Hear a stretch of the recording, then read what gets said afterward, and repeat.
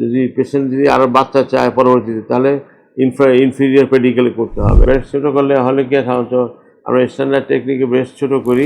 Breast রিডাকশনের সবচেয়ে বড় জিনিসটা হলো গিয়ে এটা সময় লাগে, বেশ 4-5 ঘন্টা সময় লাগে।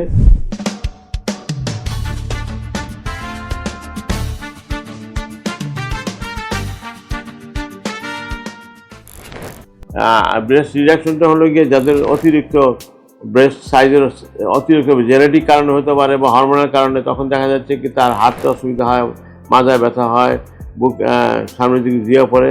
এই সমস্ত ক্ষেত্রে ব্রেস্ট এবং দেখতেও দেখতেও ঠিক ভালো লাগে না, তখন ব্রেস্টটাকে ছোটো করতে হয়। যেমন যারা 40-42 থাকে, এটাকে আমরা ব্রেস্ট ছোটো করে দিতে পারি।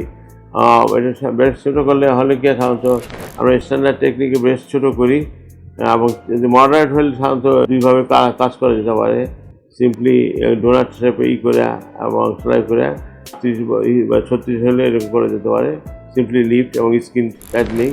আর কিছু কিছু জায়গায় আছে যেখানে ব্রেস্ট টিস্যু করতে হয়, তবে বাট একটা দাগ থাকে, কিন্তু দাগটা আস্তে আস্তে ফেড আপ হয়ে যায়, কমে যায়, অত এটা থাকে না, কারণ আমরা প্লাস্টিক সার্জারি ওষুধ দিয়ে রাখি।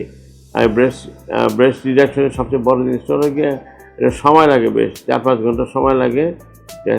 হাতে সেলাই করতে হয়, সময় সাপেক্ষ ব্যাপার, কসমেটিক্যালি অ্যাপিয়ারেন্স। আর সাধারণত 2-3 সপ্তাহ লাগে ভালো হতে। আর ব্রেস্ট কমে গেলে আর তখন সাধারণত বড় হওয়ার কম থাকে।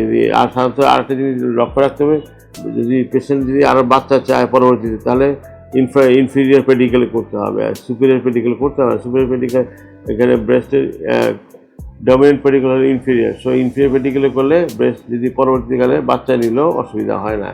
আমি আজকে বলে এই বলে শেষ করছি।